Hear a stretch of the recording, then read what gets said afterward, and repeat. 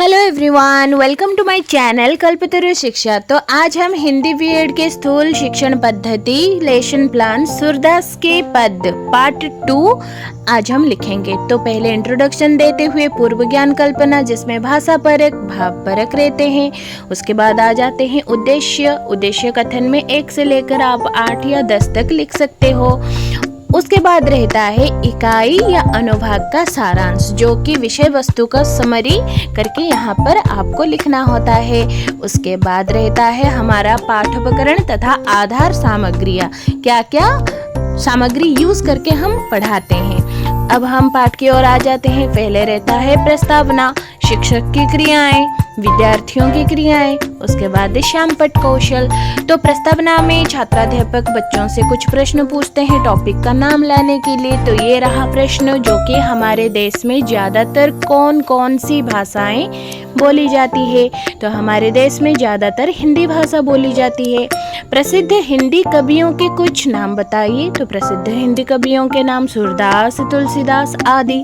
सूरदास की कविता कौन सी शैली में पाई जाती है। तो सूरदास की कविता सूरदास के पद की शैली में पाई जाती है। तो उद्देश्य कथन में उसका नाम उच्चारण करते हुए, डिक्लेयर करते हुए, जैसे अच्छा बच्चों आज हम सूरदास के पद पाठ का अध्ययन करेंगे, जिसमें सूरदास जी ने कृष्ण जी की बाल लीलाओं का वर्णन किया है।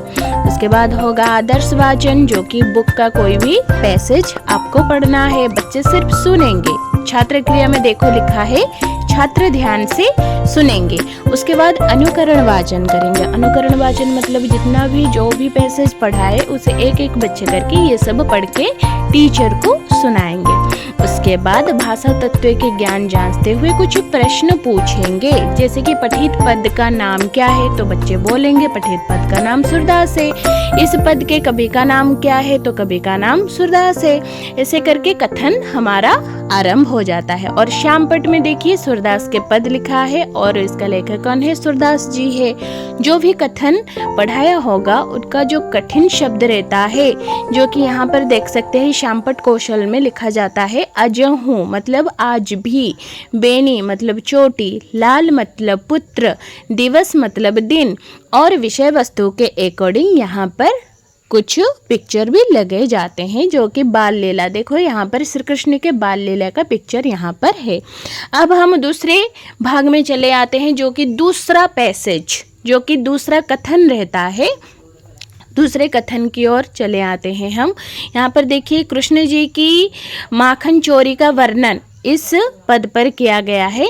इस पद में बालक कृष्ण की शरारतों से, गोपियों के साथ व्यवहार, यशोदा से उनके व्यवहार की शिकायत करती है। वह कृष्ण की करतूतों के बारे में बताती है कि दोपहर में घर के सोना देखकर कृष्ण घर में आकर दूध दही सब खा गए। उन्होंने खुद भी और अपने दोस्तों को भी बुलाकर सब खत्म कर दिए। ऐसे करके ये वर्णन किया जाता है। उसी के अकॉर्डिंग प्रश्न भी पूछे जाते हैं और उत्तर भी इस साइड पे है। और विषय वस्तु के अनुसार माखन चोरी वाला ये जो देखिए खा रहे हैं कृष्ण का पिक्चर भी लगा हुआ है। उसके बाद वो स्वसर वाचन करेंगे। अब पुनरावलोकन में देखिए क्वेश्चन लिखे हुए हैं। क्वेश्चन अकॉर्डिंग आंसर भी उसी लाइन के सीधे में लिखा गया है। कृष्ण क्यों दूध पीते थे। तो यहाँ पर आंसर क्या आएगा, कृष्ण अपनी चोटी लंबी और मोटी करने के लिए दूध पीते थे। गोपियाँ कृष्ण की शिकायत लेकर माता यशोदा के पास आते थे।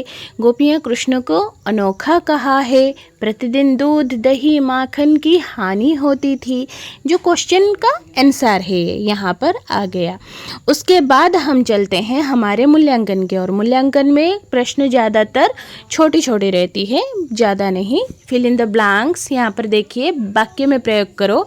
दूध पीने से शक्ति मिलती है। दिवस 15 अगस्त को स्वतंत्रता दिवस मनाया जाता है।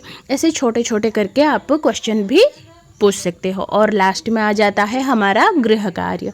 गृह कार्य कृष्ण के बाल्य लीला के बारे में लिखिए, पद्य के सार को लिखिए।